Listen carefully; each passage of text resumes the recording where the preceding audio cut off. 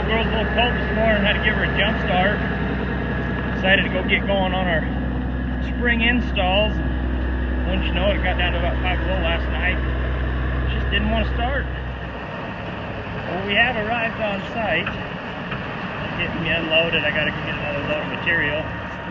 But our fence line is yanking out this old wire down this lane, across that pasture along the front. So a little bit frozen. We tried pulling some posts earlier so we could get into this field. They just snapped off at the base. So we'll see just how frozen the ground is up here. Well, we've got one side that we've got all torn out, cleaned up, marked out, and ready to go. What we'll do is we pop a string line. We started down on that end. You can see that skid steer down there up against the canal. We started there, ran our string line all the way down, tied it off down here on this end, made sure it was straight, and we marked our posts. We got 10-foot centers on these posts. Put an X on that string line so we can take that string line down and start digging our holes. And then once we get all these holes dug, we'll be ready for some concrete and set the posts in. And we do a wet set, so we'll dig these holes down 3 feet.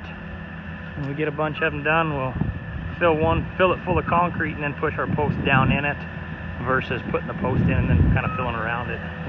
Gives you a lot better setup on those posts. The ground out here isn't too bad.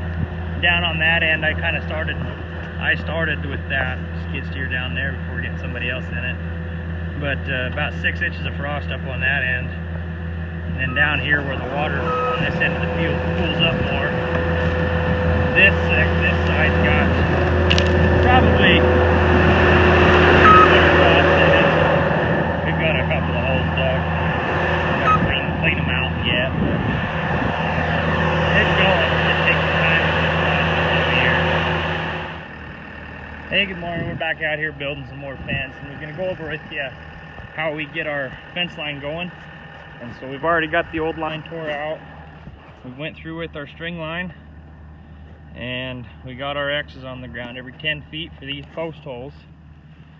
And we're turning up there at that telephone pole. But when we're augering these, we straddle the fence line like so. Especially when you've only got one guy, it's a lot easier to do this way. When you're sitting in the cab of that machine, you can see if that's going to tilt, in or out of line. And you can at least keep your hole straight up and down in line ways with your fence. And then when you come to the side, it's a little harder to figure out once you, like right now, I've got it rocked back to where we're just a little bit crooked. But on a 12-inch hole with a 3-inch piece of pipe going in it, that little bit right there isn't going to affect much. But once you've dug enough, you kind of get a feel for where your auger head is and everything like that, and you're able to straighten that out by yourself anyways. Got some guys behind me coming along, and we've got quite a few of them done here so far. And they'll clean them out down to depth, and then later on this afternoon we'll start throwing some concrete in some holes and show you how we set the posts.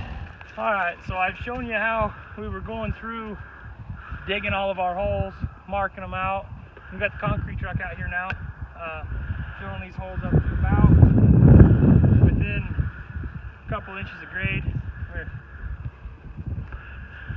We've cleaned out around it so we can still see that X for when we marked for our digging our holes, and we're basing all of our line of posts off of that.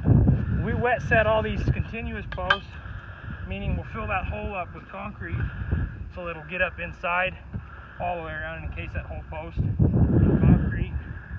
Just set it in, get it in line where it needs to go, level, and we'll get it down. And if you look down across the tops of these, you'll see that we've also been able to set them all running even with the ground. Flows real nice, and it saves you from having to come back and cut your posts and create extra work for yourself. So yesterday we got all of our posts set on this line. Come out really nice. Got all our panels laid out this morning. Starting to put this up. We got about all 300 of it up so far. I'm going to show you, we got Bob and Brian over here, and Bobby's going to get this panel packed up. Connector for your next panel. Sleeves right in there, all 4 of them. And then we set that next panel up. Slide that in there. Set up the next.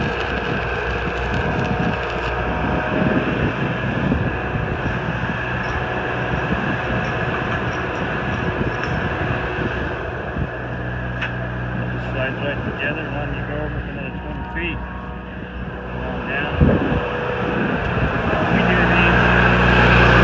We go ahead and just weld it to the post. Some people say that all the weather around here, cold, hot, different seasons will cause that tubing expand and contract and break out those welds. We haven't ever run into an issue with them. We weld them all right to the post. You can put clips on them if you wish, but I mean, we've never had an issue with bad welds or breaking or anything like that. So it saves you a little bit, but you still retain a really strong fence. Look down at it.